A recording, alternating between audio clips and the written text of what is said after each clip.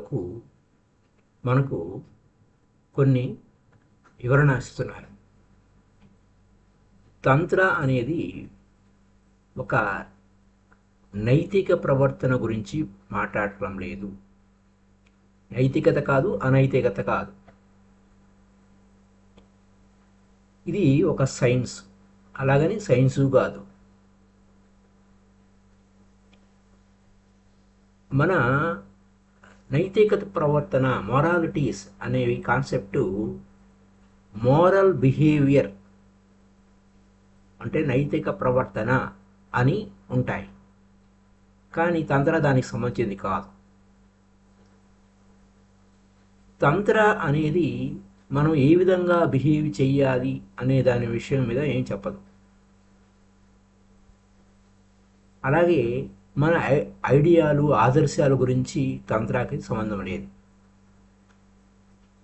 తంత్ర అంటే ఏంటంటే ప్రాథమిక భూమికలో ఏమిటి, నువ్వెవరు, నువ్వు ఏ విధంగా ఉన్నావు, what is with what you are, నీతో ఏముంది, అసలు నువ్వేమిటి, అంతవరకే చెప్తుంది తంత్ర. ఇది లోతుగా అవగాహన చేసుకుంటేనే మనకు ఈ తంత్ర యొక్క సబ్జెక్టు మనకు బాగా పరిపూర్ణంగా అందుతుంది. నువ్వేమిటి, what you are, what is with you, బేసిక్గా నువ్వేమిటి, నీ మూలం ఏమిటి, నీ యొక్క వ్యవహారం ఏమిటి అని. ఇక మోరాలిటీ అనే దగ్గరికి వచ్చేసరికి నైతిక ప్రవర్తన అనేది ఇంకా రకరకాల మోరల్స్ చెప్తూ ఉంటాం. ఇందులో మన నీతి ఏమిటి, అట్లా ఏమిటి, ఇదేమిటి, ఆ మోరల్స్కి సంబంధించిన ఆదర్శాల గురించి అవేం చెప్తాయి, నువ్వు ఏ విధంగా ఉండాలి, నువ్వు ఖచ్చితంగా ఏ విధంగా ఏమి చెయ్యాలి, ఏ విధంగా ఉండాలి అనే దాని గురించి చెప్తాయి. అప్పుడు దానివల్ల నువ్వు ఏ విధంగా ఉండాలి అంటే ఆ విధంగా నువ్వు ఉండకపోతే నిన్ను నిందించేస్తారు. ఒక నిందా కార్యక్రమం అనమాట.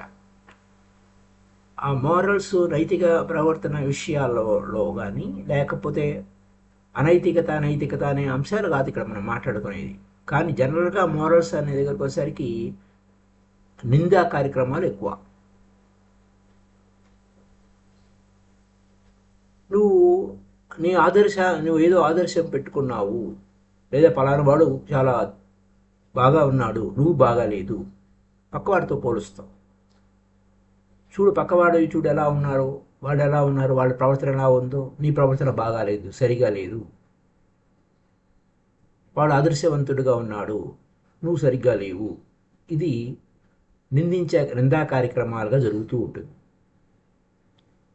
ఆ విధంగా మనలో అపరాధ భావన క్రియేషన్ అనేది జరుగుతుంది.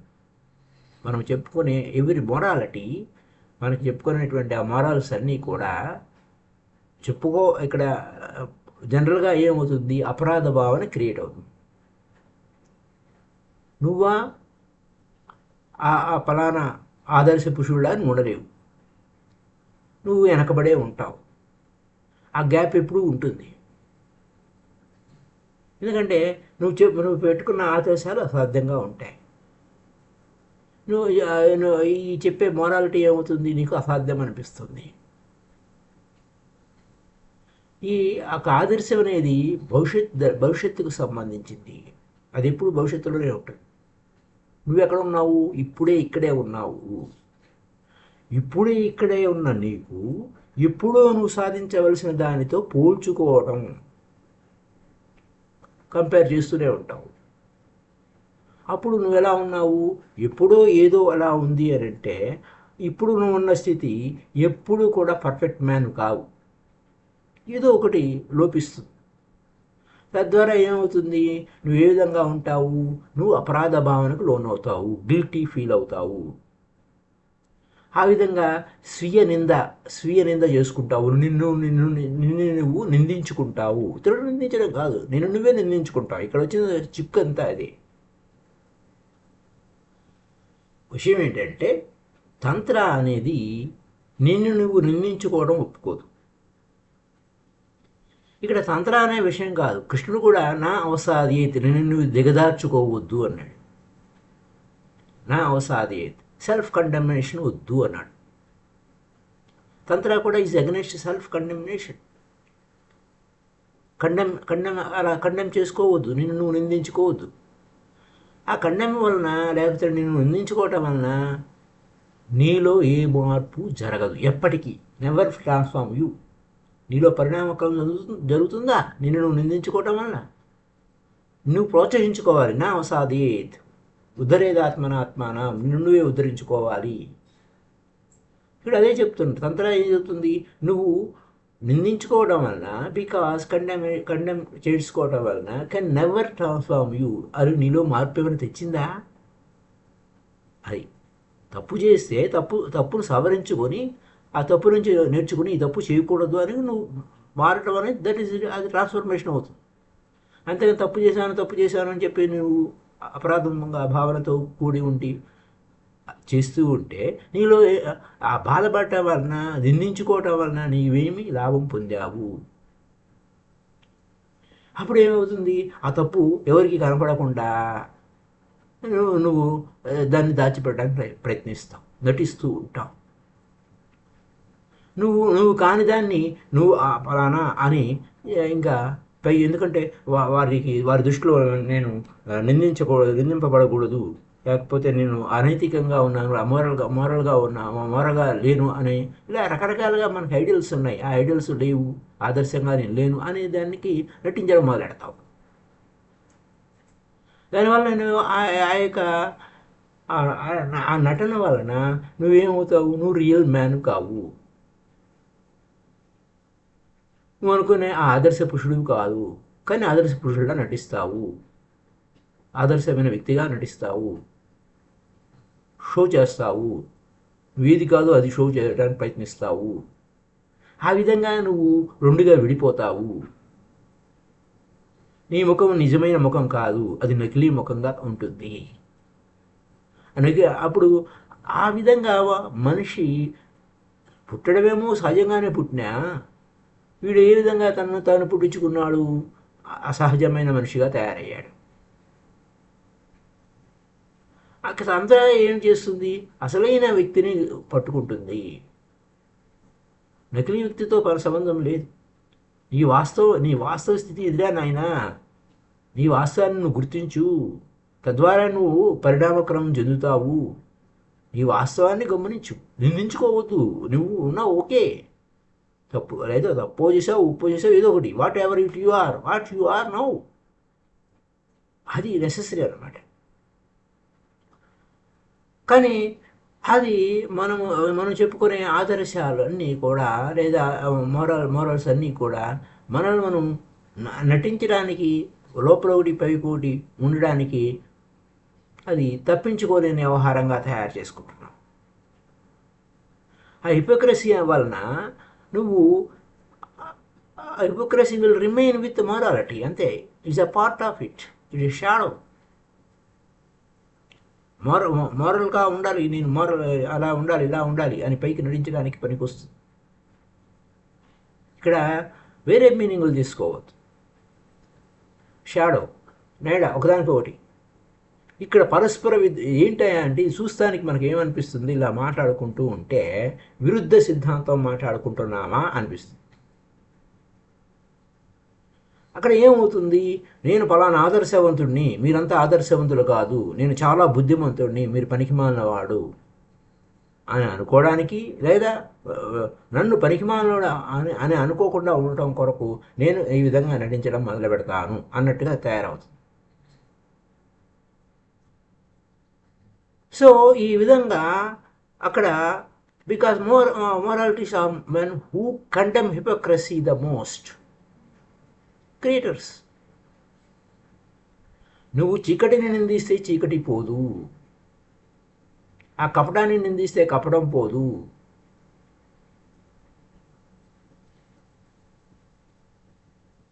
ఇప్పుడు నువ్వు ఆ కపటదారిగా ఉన్నావు, లేదా నేను ఆదర్శవంతుడిగా ఉన్నాను, ఇట్లా ఈ రెండు ఒకదానికి ఒకటి షాడో లాగా పరస్పరం ఒకదాని కూడా మరొక దాని మీద ఆధారపడి ఉంటుంది. బొమ్మ పొరుసు లాంటివి అంతే. ప్రేమ ద్వేషం ఎలా ఉంటాయో అలాగా. ఆ మొరాలిటీ నీకేమిస్తుంది? ఒక ఐడియా, ఒక ఆదర్శం ఇస్తుంది.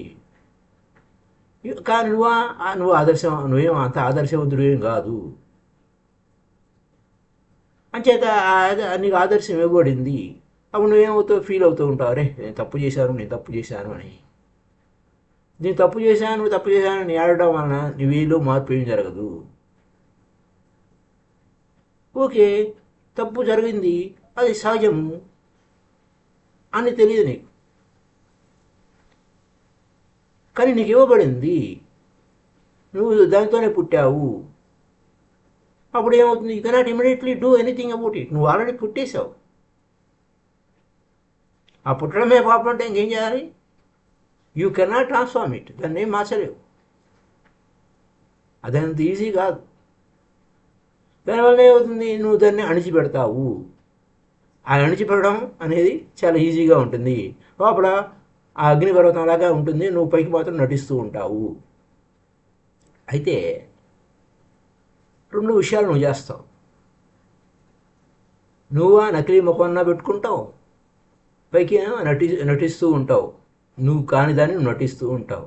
అంచేత ఈ సమాజంలో నువ్వు రక్షింపబడుతూ ఉంటావు. ఈ సొసైటీలో ఈజీగా తిరుగుతూ ఉంటావు, కన్వీనెంట్గా తిరుగుతూ ఉంటావు. లోపల మాత్రం నీ రియాలిటీని అణిచివేస్తావు. పైకి మాత్రం ఆ అన్రియాలిటీని పైన ముసుగు తొడుగుతావు. ఈ విధంగా మన సమాజం ఇలా తయారైంది. So your reality goes on moving downward. Upward వెళ్ళాల్సింది. నీ వాస్తవ స్థితి ఏంటో నీకు తెలుసుకోలేకుండా దాన్ని అలా అణిచిపెట్టేయడం వలన నువ్వు అన్కాన్షియస్గానే ఉంటావు, కాన్షియస్గా ఉండవు. నీ కాన్షియస్ అంతా కూడా అన్రియాలిటీ మీదే ఉంటుంది. Unreality become your conscious. నీ వాస్తవాన్ని నువ్వు మర్చిపోతావు, నీ సహజ స్థితిని నువ్వు మర్చిపోతావు. నీ సహజ స్థితిని నువ్వు మర్చిపోతున్నావు. అంచేత అసహజ స్థితి నువ్వు కాని దాన్నే అది డామినేషన్ ఎక్కువైపోయింది. అప్పుడు నీ వాస్తవికత అది వెనక్కి వెళ్ళిపోయింది. ఆ విధంగా నువ్వు డివైడ్ అయిపోయావు. నువ్వు ఎంతగా ఎక్కువగా ప్రయత్నిస్తావో అంత ఎక్కువగా గ్యాప్ పెరిగిపోయింది.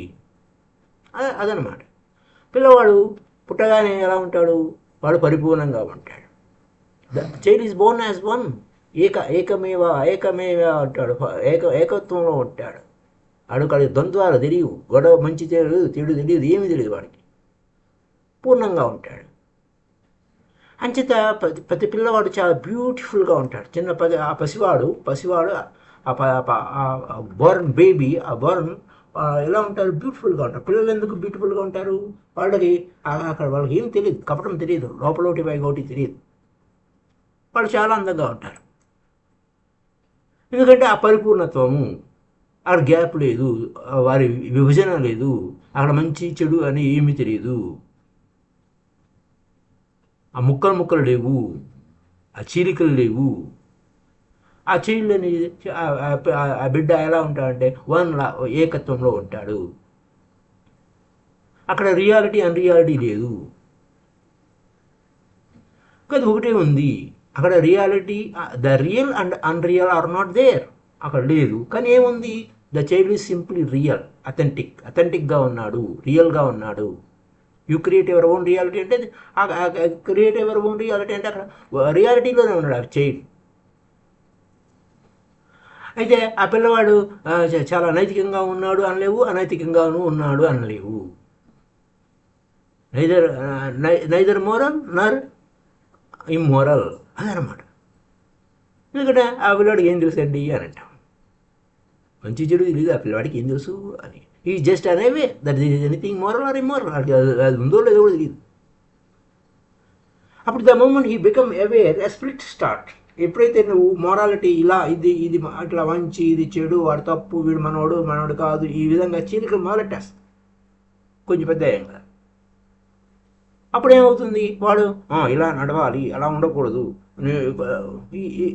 డూస్ డోంట్స్ అవన్నీ చెప్తాం. అక్కడ స్ప్లిట్ స్టార్ట్ అవుతుంది, చీలిక మొదలవుతుంది. అప్పుడు వాళ్ళలో ఉన్న రియాలిటీ పోతుంది, అన్రియాలిటీ బయటకు వస్తుంది. అన్రియాలిటీ మనం క్రియేట్ చేశాం కాబట్టి. అయితే ఇది ఎలా సంభవిస్తుంది? అవసరం కొద్దీ సంభవిస్తుంది. గుర్తుపెట్టుకోవాల్సిన పని ఇది అవసరమే. This happens of necessary, remember. ఎందుకని ఫ్యామిలీ రెగ్యులేట్ చేస్తుంది. ఆ కుటుంబం ఇలా ఉండాలి, ఎలా ఉండాలని ఆ తల్లిదండ్రులు చెప్తూ ఉంటారు. ఇది నాగరికత అంటారు, ఎడ్యుకేషన్ ఇస్తారు. ఈ విధంగా ప్రవర్తన నియమావళి చెప్తారు. అది వ్యవసాయం జరుగుతుంటుంది ఆ విధంగా. అప్పుడు ఆ పిల్లవాడు లేకపోతే అది అది ఆ విధంగా ఉండకపోతే ఈ సొసైటీలో మనుగడ సాగించడం కష్టమవుతుంది. చెప్తారు, do this, don't do that, ఇది చేయి, అది చేయకూడదు అని అంటారు. అయితే నువ్వు ఇది చెయ్యి అన్నప్పుడు ఆ పిల్లవాడు రెడీగా ఉండడు. The child reality May not be ready to do it. Do this అంటే ఇదే చేయాలిరా నాయన అంటే వాడి రియాలిటీ ఏంటి? అది చేయడానికి వాడు సంసిద్ధంగా లేడు, వాడు ఇంకా రెడీ కాలేదు.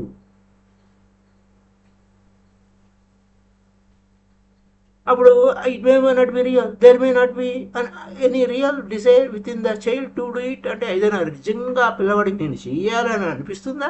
అది ఏం చేయదు, మనమే చెప్తాం, ఫోర్స్ చేస్తాం. Don't do it, don't do this, don't do that. ఈ పని చేయొద్దు, ఆ పని చేయొద్దు. ఈ విధంగా ఉంటుంది, గందరగోళంగా ఉంటాడు వాడు. ఆ పిల్లవాడికి నేచర్ ఏంటి? వాడు ఇష్టపడితే చేస్తాడు. పిల్లవాడి పనులు ఏంటి? వాడు ఇష్టమైనదే చేస్తూ ఉంటారు పిల్లలు. మనం ఏం చేస్తాము? అక్కడ నిందించడం, తిట్టడం మొదలు పెడతాము. అలా మనకు అది వాడి రియాలిటీని వాడు ఇష్టమైనది చేస్తున్నామా అని అంటే వాడిని తిట్టడం మొదలు పెడతాం. వాడిని ఏం చేస్తాం? బలవంతం పెడతాం. ఇలా కాదు, ఇలానే చెయ్యాలి. వాడికి అది వాడికి ఆ రియాలిటీ కాదు, కానీ అన్రియాలిటీని మనం ఫోర్స్ చేస్తాము. అప్పుడు ఆ unreal is going to be helpful and unreal society. ఈ సొసైటీ వాస్తవికతలో లేదు, ఆ అవాస్తవికతలోనే ఉంది. అంచేత వీడు అవాస్తవికతలో ఉంటేనే వాడికి అవాస్తవికత స్థితి దాంట్లో పనికి వస్తాడు, ఆ సొసైటీకి పనికి వస్తాడు, కన్వీనెంట్గా ఉంటాడు వాడి జీవితం. ఎందుకంటే అందరూ తప్పులే కాబట్టి. అక్కడ ఏమవుతుంది? అందరూ తప్పుడే ఉన్నప్పుడు, అందరూ ఫాల్స్గా ఉన్నప్పుడు ఆ రియల్ అనేది అక్కడ కన్వీనెంట్గా ఉండదు, అసహనంగా ఉంటుంది. అంచేత రియల్ చైల్డ్కి ఈ సొసైటీలో ఉండడం చాలా కష్టంగా అనిపిస్తుంది వాడికి. ఎందుకంటే సొసైటీ అంత భిన్నంగా ఉంది, అంత ఒక విషవలయంగా ఉంది, గందరగోళంగా ఉంది, సుడిగుండంలాగా ఉంది. మనం పుట్టేసాము ఈ సొసైటీలో, ఇక్కడిక్కడే తిరుగుతూ ఉన్నాం సొసైటీలో, ఇక్కడిక్కడే తిరుగుతున్నాము. కానీ ఆ సింగిల్ సొసైటీ అనేది అక్కడ ఏ విధంగా రియాలిటీలో లేదు. అయితే ఇలాంటి సిచ్యువేషన్స్లో పిల్లవాడు పుట్టాడు. సొసైటీ ఏమో ఆల్రెడీ కొన్ని ఫిక్స్డ్ రూల్స్ పెట్టుకుంది, రెగ్యులేషన్స్ పెట్టుకుంది. ఇలా బిహేవియర్ చేయాలి, ఈ విధంగా నడవాలి. ఆ పిల్లవాడికి అవన్నీ నేర్పించాలి, తప్పదు. మరి అప్పుడు ఆ పిల్లవాడు పెరిగి ఏమవుతాడు? మళ్ళా వాడు నకిలీ ముఖం తయారవుతుంది. Children will be born to him and he will. అయితే ఆ అది చిన్నప్పుడు వాడు ఇష్టమైనది చేయడానికి లేదు, పెద్ద అయిన తర్వాత కూడా వాడి పిల్లలను కూడా అలాగే చేస్తాడు. వాడికి ఇష్టం ఉన్న, వాడికి ఏది ఇష్టమో ఆ పని చేయనివాడు. మళ్ళీ వీడు కూడా అలాగే చేస్తాడు. అది తప్పు, మరి రిపీట్ అవుతుంది. గోసాన్ పట్టుడు ఏం చేయాలి? సొసైటీని మార్చలేము. మరి లేదు, నువ్వు సొసైటీని మార్చాలి అని వచ్చాయనుకోండి, ఏమవుతుంది? నీ సొసైటీ అంత బలవంతంగా నిన్నే మార్చేస్తుంది. అయితే నువ్వు సొసైటీని మార్చాలనుకున్నావా? అది ఎంతో టైం పడుతుంది. ఆ ఇండివిజువల్ ఉన్నాడు, అవేర్గా ఉండాలి. ఇదేమిటి నాలో ఈ స్ప్లిట్ ఏమిటి? Individual can become aware of this basic split with in. తన లోపల ఒకటి పైకోటిగా ఉన్నానే, నా వాస్తవికతలో నేను లేనే అనే విషయాన్ని అవేర్గా ఉండాలి. నాలో రియాలిటీని సప్రెస్ చేస్తున్నాను, నాలో వాస్తవాన్ని సప్రెస్ చేస్తున్నాను, కానీ అన్రియాలిటీని తగిలించుకుంటున్నాను. ఇది పెయిన్. ఇది పెయిన్, ఇది నరకం, ఇది దుఃఖం. అది అవేర్గా ఉంటే తెలుస్తుంది. ఏ సాటిస్ఫాక్షన్ లేదు ఆ అన్రియాలిటీలో. ఏం చేత అన్రియాలిటీ అనేది సాటిస్ఫాక్షన్ కూడా అన్రియల్ సాటిస్ఫాక్షన్ ఇస్తుంది. అది దానికి అదేగా మరి, ఏది ఇదే అదే వస్తుంది. అది సహజమే. రియాలిటీ మాత్రమే రియల్ సాటిస్ఫాక్షన్ ఇస్తుంది. వాస్తవమైనటువంటిది వాస్తవమైన అనుభూతి పొందుతావు. So through the real you can reach reality. వాస్తవంలోంచే వాస్తవానికి చేరుకుంటాం. ఆ వాస్తవం నుంచే నువ్వు సత్యాన్ని తెలుసుకుంటావు. నీ వాస్తవ స్థితికి ఏంటో తెలుసుకుంటేనే నీ సహజ స్థితి అంటే ఏంటో తెలుసుకుంటేనే నీ యొక్క సత్యం తెలుస్తుంది. కానీ అవాస్తవికతలో ముసుగులో నువ్వు ఉంటే నువ్వు ఆ భ్రమల్లోనే ఉంటావు, ఊహల్లోనే ఉంటావు, కళల్లోనే ఉంటావు.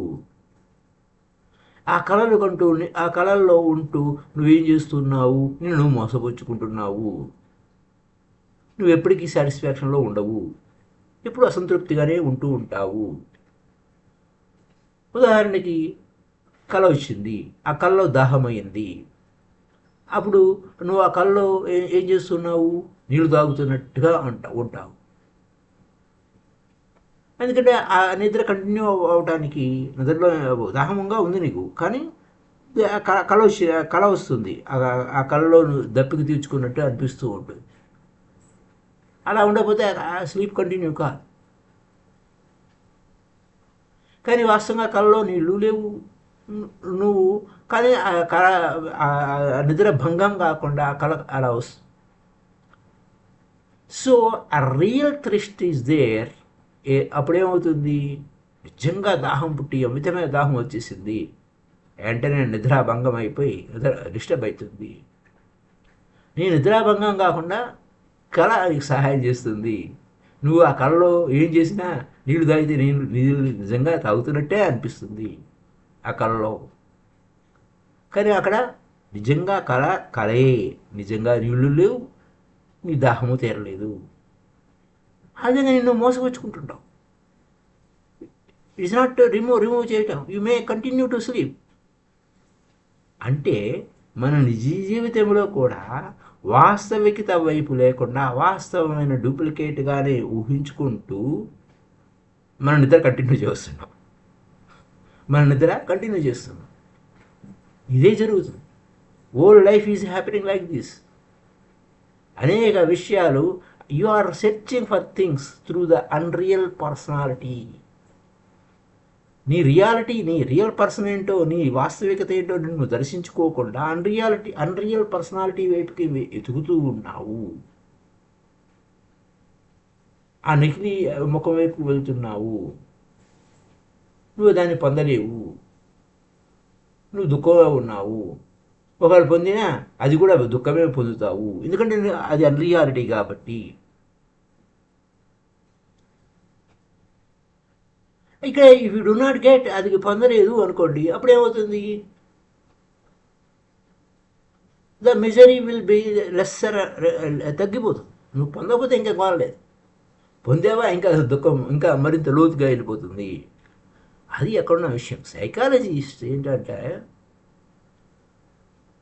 అన్రియల్ పర్సనాలిటీ అనేది మనం బేసిక్గా మనకి ఆ అన్రియల్ పర్సనాలిటీ మనకు అక్కర్లా.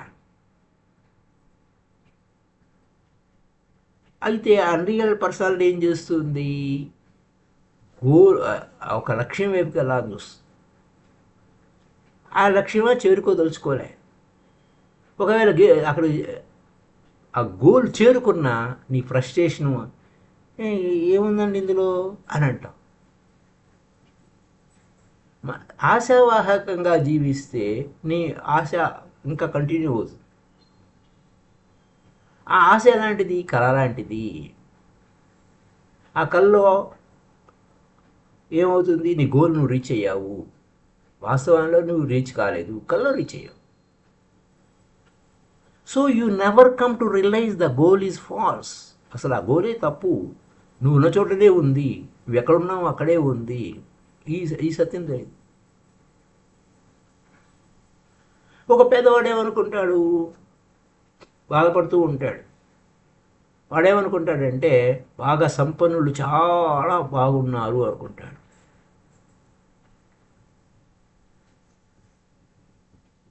అయితే ఇక్కడ వాడు వాడు వాడు అనుకున్న వలన వాడికి ఒక ఆశ ఉంటుంది, నేను ఆ సంపదను సంపాదించుకోవాలని. So with unreal personality only hope is a happiness. తన రియాలిటీలో ఉన్నాడా అన్రియాలిటీలో ఉన్నాడా అనేది వాడికి తెలియదు. ఆశ కావాలి. ఒకవేళ ఆ పేదవాడు సంపన్నుడయ్యాడు, అయితే ఇంకే వాడికి ఏమవుతుంది, ఈ విల్ బికమ్ హోప్లెస్, ఇంకే ఆశ ఏం లేదు. అప్పుడు కొత్త ఫ్రస్ట్రేషన్ స్టార్ట్ అవుతుంది. అది ఆ కొత్త frustration will be natural consequences. అది చేరావు, అక్కడి నుంచి అది తదనంతర పరిణామం. ఆ riches will be there but no satisfaction. నువ్వు కోరుకున్నది లభించింది, నీకు సాటిస్ఫాక్షన్ లేదు. ఎంతో సంపాదించాలనుకున్నావు, సంపాదించావు, సాటిస్ఫాక్షన్ లేదు. అతను గోల్ అచీవ్ అయ్యాడు, అయినా సాటిస్ఫాక్షన్ లేదు. ఏం జరిగింది?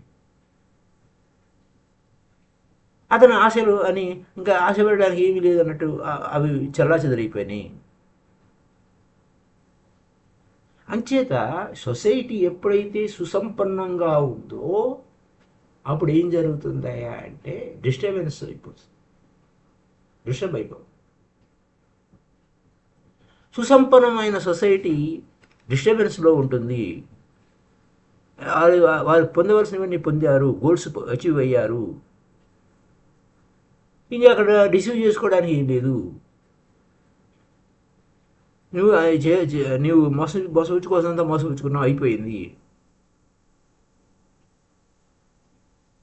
అంచేత అప్పుడు ఆ సుసంపన్నమైనటువంటి ఆ సొసైటీలో బోర్న్ సుసంపన్నంగా ఉన్న వారికి ఏమవుతుంది, ఆ ఓల్డ్ జనరేషన్ యొక్క గోల్స్ వారికి ఎంత ఇంట్రెస్ట్ ఉండదు, ఎంత నాన్సెన్స్ అంటారు. అయితే ఇక్కడ ఏమవుతుంది, ఇండియాలో ఇది జీర్ణం కాదు.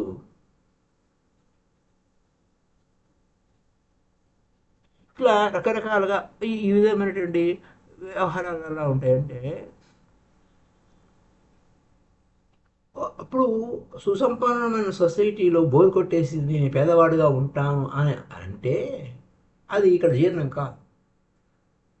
రిచ్ సొసైటీలోనే అక్కడ ఏమీ లేదు అని సంగతి తెలుస్తుంది. అది పూర్ కంట్రీ సొసైటీ స్వర్గం. ఇప్పుడు నరకంలో ఉన్నాను, నాకు స్వర్గం కావాలి అనిపిస్తుంది. ఈ విధంగా వాట్సో ఎవర్ యూ ట్రై, ఆ అన్రియల్ పర్సనాలిటీలా ఉండి నువ్వు ఏది వాట్సో ఎవర్ యూ ట్రై, ఏం చేసినా ఏం ప్రయత్నించినా ఏం చూసినా అది రియాలిటీ కాదు, అన్రియాలిటీ. తంత్ర ఏం చెప్తుందంటే, ట్రూత్ అనేది, సత్యం అనేది ఎప్పుడు సంభవిస్తుందంటే to you only if you are again grounded in the reality. ఈ వాస్తవ స్థితిలో, నీ వాస్తవిక స్థితిలో నువ్వు నిలదొక్కుంటేనే, అది నీ సహజమైన శ్వాసలో నువ్వు నిలదొక్కుంటేనే అసహజమైన విషయాలన్నీ పోతాయి. నువ్వు ఇంకా ఎంత అలా చేసి ఇలా చేసి ఏమి చేసినా నీ సహజత్వాన్ని నువ్వు పొందలేవు. ఇక్కడేమంటున్నారు, if you are again grounded in the real, నీ వాస్తవంలో నువ్వు ఉండాలి. నువ్వు వాస్తవంలో నువ్వు ఉండాలంటే నువ్వు గొప్ప సాహసవంతుడు అయి ఉండాలి. వెరీ కరేజియస్, చాలా ధైర్యం కావాలి నీకు, చాలా సాహసం కావాలి. ఎందుకని, నువ్వు రియాలిటీలో ఉండటం కంటే అన్రియాలిటీలో నీ కన్వీనియంట్గా ఉంది. రియాలిటీలో ఉండు. రియాలిటీలో ఉండాలంటే నువ్వు చాలా గొప్ప సాహసవంతుడుగా ఉండాలి. ఎందుకంటే మనసు అన్రియాలిటీలోను మైండ్ కండిషన్ అంతా కూడా దానికి ఆ విధమైన వ్యవసాయం అయ్యి అంచేత నీ వాస్తవ స్థితిలో నువ్వు ఉండడానికి భయంగా ఉంటుంది. ఇది ఇంట్రడక్షన్. మరి ఈ ఈ క్వశ్చన్స్ తీసుకునేము ఆయన కొంచెం పరిచయం చేశారు. ఈ మిగిలిన ఈ క్వశ్చన్స్ అప్పుడు ఇవి బేసిక్గా మనం తీసుకొని రేపటి ఎపిసోడ్ నుంచి మళ్ళీ మనం క్వశ్చన్స్ తీసుకుని ఆన్సర్స్ ఉష గారు ఆ ప్రశ్నలకు సమాధానాలు చెప్తారు. థ్యాంక్ యూ అండి. Happy day to you all.